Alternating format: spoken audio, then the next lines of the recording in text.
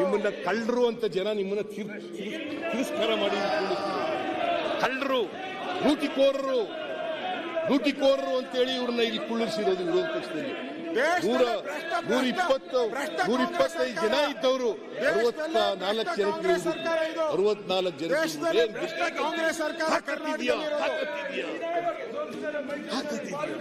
ತಾಕತ್ತಿದೆಯಾ ಅಂತ ಏನಾಯ್ತಪ್ಪ ನಿಮ್ಗೆ?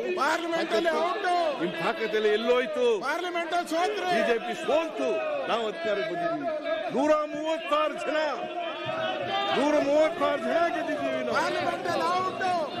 ನಾವು. ನಂಬರ್ 136, ನೀವು 64. ನಿಮ್ಮ ವಯಸ್ಸು ಎಷ್ಟೇ ಸುಳ್ಳು ಆರೋಪಗಳನ್ನು ನಾವು ಬಗ್ಗಲ್ಲ, ಇದರಲ್ಲ, ಜಗ್ಗಲ್ಲ.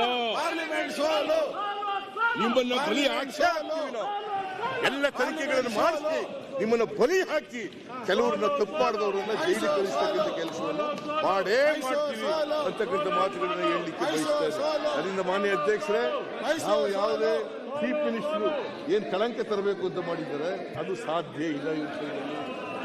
ಆಮೇಲೆ ಏನು ದಲಿತರು, ಪರಿಶಿಷ್ಟ ಜಾತಿಯವರ ಹಣ, ಪರಿಶಿಷ್ಟ ವರ್ಗದವರ ಹಣ ಲೂಟಿ ಹೋಗ್ಬಿಟ್ಟಿದೆ ಅಂತ ಹೇಳ್ತಾರಲ್ಲ, 187 ಕೋಟಿ 33 ಲಕ್ಷ ಅಲ್ಲ, ಅಷ್ಟು ಬ್ಯಾಂಕ್ ಇರೋದು.